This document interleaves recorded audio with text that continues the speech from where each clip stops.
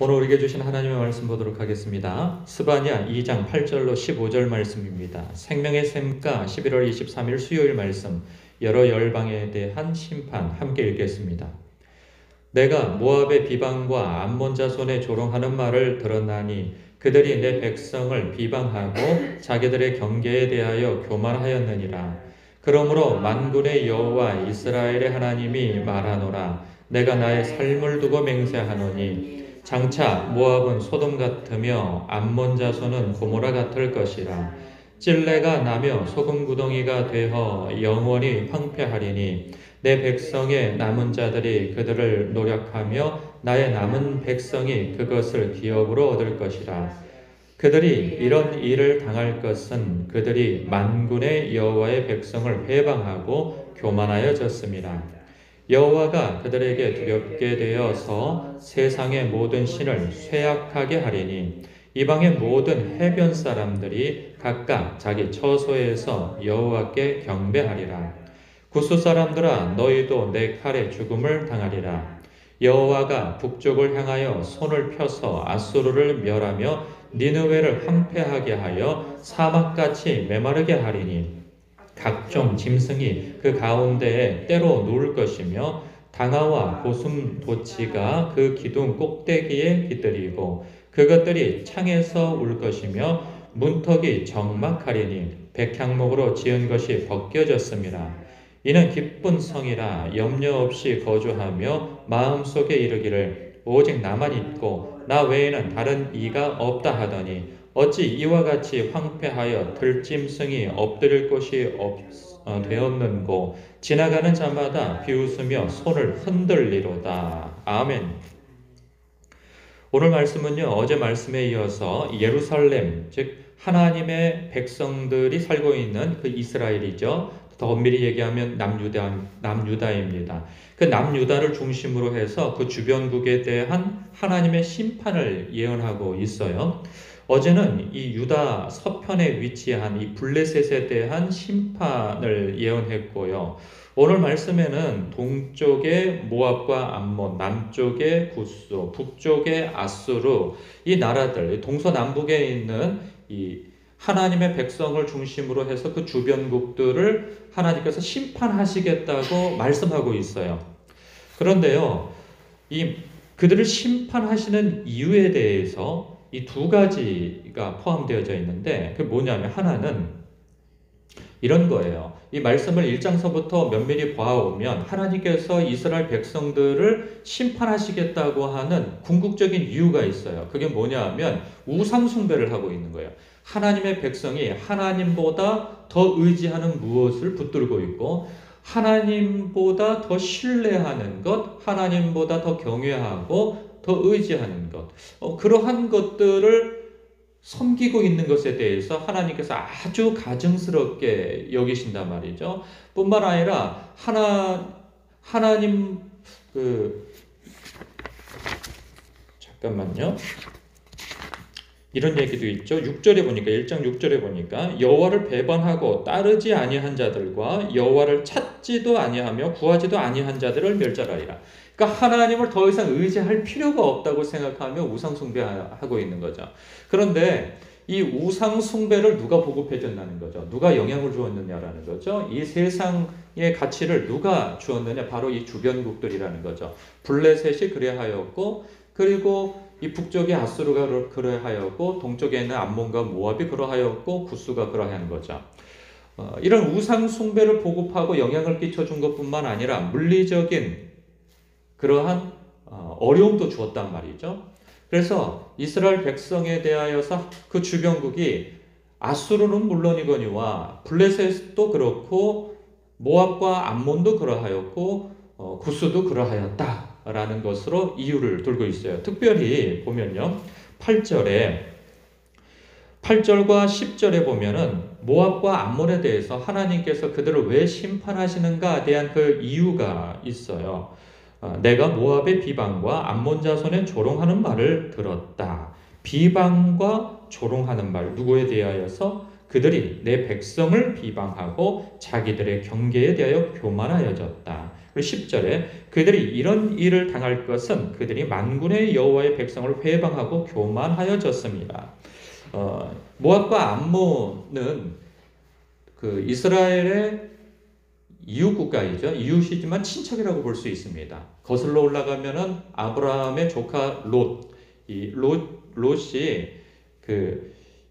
이 소돔과 고모라 지역에서 그들이 거주하고 있었으나 소돔과 고모라가 멸망당할 때 그들이 구원을 받았어요. 그의 삼촌 아브라함 때문에 말이죠. 그런데 그때 태어난 모압과 암몬은 롯의 두 딸로부터 탄생한 족속들이란 말이죠. 그래서 하나님께서 그들을 보호하시려고 해요. 그러나 그들은 여호와 하나님을 섬기지 않습니다. 그리고 그 옆에 붙어서 끊임없이 하나님의 백성들을 괴롭혀 왔던 것이죠. 더군다나 저는 여기에서 좀 주목해보고 싶은 것은 무엇이냐면 하나님께서 1장에 보면은 아주 이스라엘 백성에 대하여서 하나님의 백성에 대해서 무섭게 심판하시겠다고 하는 말씀이 언급되어지잖아요. 하박국에서도 그렇고. 그런데 여기에서 보면 하나님께서 뭐라고 말씀하시냐면 그들이란 모압과 암몬이죠. 그들이 내 백성을 비방하고 그리고 괴롭혔다. 그것이 이유인 거예요. 여기서 느껴오는 그 무엇이 있지 않습니까?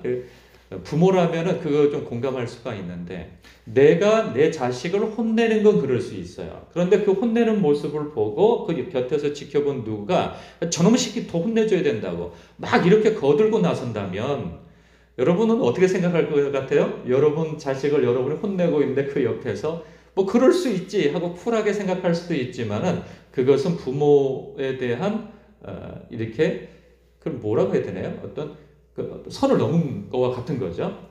그래서 뭐라고 얘기하지는 않을 거지만 그것에 대해서 기분 좋을 부모는 없단 말이에요. 그러니까 부모가 혼내는 것에 대해서 그것을 인정하고 그리고 그 옆에서 지켜볼 뿐인 것이지 자기가 나서가지고 막 혼내고 그럴 것은 아니란 말이죠. 그런데 이 모압과 암몬은 바로 그런 짓을 한 거예요. 하나님께서 북이스라엘을 심판하고 징계하고 하실 때는 그들을 멸망시키려고 하시는 것이 아니라 말이죠. 결국은 궁극적으로 그들을 하나님께서 훈계하고 훈육하고 훈련시켜서 좀 시간이 오랜 세월이 걸리지만 결국은 이스라엘 백성들과 유다 백성들을 포로로 끌려가서 그들을 다시 회복시켜서 고국으로 돌아오게 하시는 것이 하나님의 큰 그림이고 계획이란 말이죠. 그런데 표면적으로 볼 때 그들이 외국 군대의 침략을 당해서 아수르의 침략을 당해서 북이스라엘이 멸망하게 되어진단 말이죠. 그러면 그런 와중에 그들이 무슨 짓을 하느냐? 그때 약해져 있는 북이스라엘을 침략해 들어가고 혹은 이런 조롱을 하였겠죠. 너희들이 여호와 하나님을 그렇게 고집하고 섬긴더니 잘됐다. 그 여호와 하나님 믿는 것이 너희들에게 무슨 도움이 되고 무슨 힘이 되었더냐? 하면서 손가락질을 하고 비방을 한 거죠. 야, 예수 믿으면 뭐 복받고 하나님 믿으면 복받는다더니 뭐 너 되는 거 보니까는 별거 없구만. 이런 식의 조롱인 것이죠. 근데 여기서요, 저는 이렇게 주목해 볼 만한 게 무엇이냐면 이런 거예요. 분명히 남유다든 북이스라엘은 하나님 앞에 기특한 구석이 없을 때예요. 기특한 구석이 하나도 없어요. 그런데 그 기특한 구석이 하나도 없어서 수백 년 동안 하나님께서 선지자들을 보내서 너희들 돌아오라. 너희들 이렇게 살면 안 돼. 이렇게 살면 죽어. 하면서 계속 메시지를 전하고 있는 그 와중이에요. 그러니까 하나님 앞에 이쁜 구석이 없는 그때에 또 하나님께서는 자기 백성에 대해서 뭐라고 말씀하시는가? 내 백성이다. 누가 내 백성에 대해서 이러쿵저러쿵 말을 해? 라고 하나님께서 그렇게 여기신다는 거죠. 그것은 이렇게 돌려서 보면 우리가 바로 그러한 존재라는 거죠. 하나님 앞에 잘할 때 기특한 구석이 있을 때야 별 문제가 없을 수도 있겠으나 우리의 삶에 늘 기특한 구석이 있는 것은 아니잖아요. 말하는 것이나 행동하는 것이나 거룩함이 없고 하나님의 성품을 담지 못하고 말에 대한 실수가 많고 선택과 행동에 대해서 부족함이 많을 때조차도 하나님께서는 나를 자기 백성으로 여기신다는 거예요. 이런 것을 또 돌려서 보면 우리는 이렇게 생각할 수 있어요. 내가 좀 기특한 구석이 있을 때에는 사람은 늘 교만하게 되어 있어요. 그래서 누군가에 대해서 자꾸 말하고 싶은 때가 생긴단 말이죠. 이 목사도 마찬가지고 직분자도 마찬가지고 신앙에 있어서 연륜이 있을 때 꼭 그런 경우가 생겨나죠. 특별히 신앙에 있어서 좀 못마땅해 보이고 왜 저렇게 살아? 왜 저렇게 행동해? 왜 저 정도밖에 안 돼? 이런 생각이 자꾸 들라치면 듣기보다는 말하기가 먼저가 되어지는 거죠. 그래서 그들에 대해서 조롱을 하고 수군수군하고 이러한 것들에 대해서 하나님은 어떻게 생각하시냐라는 거죠. 저도 오늘 이 말씀을 보면서 이 북이스라엘이든 남유다든 간에 하나님 앞에 잘하는 모습이 없어요. 잘하는 모습이 없는 그때에 그 주변 나라들이 하나님의 백성들을 향해서 조롱한 것을 가지고 하나님께서는 그들이 내 백성을 조롱하고 비방하였다. 그들이 교만하였다라고 하시는 그 마음을 비추어서 그들을 심판하시겠다고 말씀하고 계세요.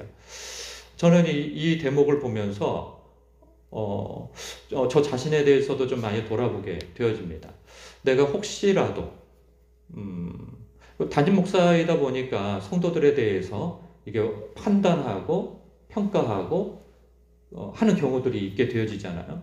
그럴 때 성령님께서 아직 그 사람에 대해서 공사 중이고 그리고 그들을 하나님의 뜻 가운데에서 인도해 가시는 그 큰 그림 속에서의 그 여정일 수 있는데 단편적인 한 모습만 보고 내가 그 사람을 함부로 평가하고 혹은 나보다 더 낮게 여기고 하찮게 여긴다는 뜻이죠. 낮게 여긴다는, 여기서 낮다는 것은 그러한 시각으로 내가 보고 있지 않는가라고 저 스스로를 돌아보게 되어집니다. 이것은 너무나도 갑작스럽게 일어나는, 깨닫지 못하는 중에, 왜냐하면 자기 자신은 잘하고 있다고 생각하기 때문에 자꾸 다른 사람에 대해서 그런 마음이 든단 말이죠. 여러분, 여기서 하나 더 주목해 볼 게 있어요. 아수르에 대한 거예요. 아수르를 하나님께서 심판하시겠다고 말씀하세요. 13절서부터 15절까지. 그런데 그들이 지금 초강대국이란 말이에요. 아직 바벨론이 이렇게 신흥 강대국으로 일어서지 않고 있는 때란 말이에요. 그렇다면 지금 여기는 이 시대에는 아수르가 초강대국이에요. 북방에 있는. 그런데 그 나라가 어떻게 될 것인가? 14절에 보면 각종 짐승이 그 가운데 때로 누울 것이며 당하고 고슴도치가 그 기둥 꼭대기에 깃들이고 그것들이 창에서 울 것이며 문턱이 적막하리니 백향목으로 지은 것이 벗겨졌습니다. 폐허가 될 거라는 말씀을 하고 있는 거죠. 그런데 그 폐허가 되어지는 그 성은 지금 어떤 성이냐 하면 15절이에요. 기쁜 성이라 염려 없이 거주하며 마음속에 이르기를 오직 나만 있고 나 외에는 다른 이가 없다 할 정도로 자기 나라에 대해서 큰 자부심과 국방력에 대해서 부에 대해서 모든 것에 대해서 자부심을, 그래서 그 당시에는 신이 자기를 도와주었기 때문에 이렇게 되어졌다라고 하는 자부심이 있는 거거든요. 그들이 신으로 여기는 그 어떤 수신이 있단 말이에요. 그 나라에. 그 신이 여호와 하나님보다도 크기 때문에 자신들은 마땅히 이런 부와 강성함을 누릴 수 있다고 자부하는 것이죠. 그러면서 그 주변국들에 대해서 하찮게 여기며 하나님을 업신여기는 거예요. 그런데 보세요. 이들이 남유다든 북이스라엘이든 하찮게 여기는 그것을 곧 하나님을 하찮게 여기는 것으로 보았다는 거예요. 여호와 하나님 자체를 하찮게 여기지 않았어요. 사람에 대해서, 하나님의 백성에 대해서 하찮게 여긴 것을 하나님은 당신을 하찮게 여긴 것으로 보신다는 사실이에요. 마음속에 이르기를 오직 나만 있고 나 외에는 다른 이가 없다. 다른 신도 없고 다른 사람도 없다라는 거죠. 나보다 더 높은 자가 없고 나보다 똑똑한 자가 없고 하다는 거죠. 저는 이 대목에 대해서도 지금 언급되어져 있는 것은 무엇이냐면 8절에서도 교만을 하나님께서 지적하시고 15절에서도 교만을 지적하심을 봐요. 여러분, 세상 사람들 교만한 거에 대해서 뭐 할 말이 있겠습니까? 그러나 하나님의 백성으로서 나에게 교만이 발견되어져 있는 것은 없는가? 사람은 자기 교만에 대해서는 잘 안 보여요. 왜냐하면 자기는 그럴만 하기 때문에 그렇게 한다고 생각하기 때문이죠. 특히나 담임 목사 정도 되어지고 그리고 어느 직분자 정도 되어지고 특별히 하나님 앞에 어떤 체험을 하게 되어지고 어떤 뜨거운 마음이 들면 신앙의 연조도 길어지면 이게 아는 것이 많아지고 그리고 내가 하나님과 더 가깝고 내가 더 거룩하다고 하는 생각 속에서 듣기보다는 말하는 것을 속히 하게 되어진단 말이죠. 남들에게 뭐 한마디 듣는 것이 마음에 적지 않이 불쾌함을 느끼게 되어지는 때가 바로 이때이고, 남들에게는 똑같은 말을 자기는 하면서 다른 사람에게 불쾌함을 준다는 생각을 갖지 못하는 때가 바로 이때인 것이죠. 여러분들 실감하십니까? 저는 실감을 해요. 그래서 어쨌든 저는 조금 전에도 저 스스로에 대해서 놀란 바가 있고, 아, 그렇구나. 하나님 앞에 내가 교만해져 있구나 하는 것도 어떤 일로 인하여서 또 새롭게 깨닫게 되어졌습니다. 여러분, 하나님에 대해서 우리는 겸손함을 다 갖추고 있어요. 우리 이 새벽 예배 드리시는 분 정도들 된다는 말이죠. 근데 문제는 뭐냐면 사람에 대해서 우리가 바라보는 눈이 하는 말이 교만할 수 있음을 우리는 스스로 볼 수 있어야 할 것입니다. 그렇지 아니하면 우리는 쓰임받고 버림받을 수도 있다는 사실 앞에 두려움과 떨림이 있어야 할 것이라는 생각이 듭니다. 오늘 이 말씀을 여러분 곱씹어 묵상해 보시기 바랍니다. 이것이 얼마나 다행스러운 일입니까?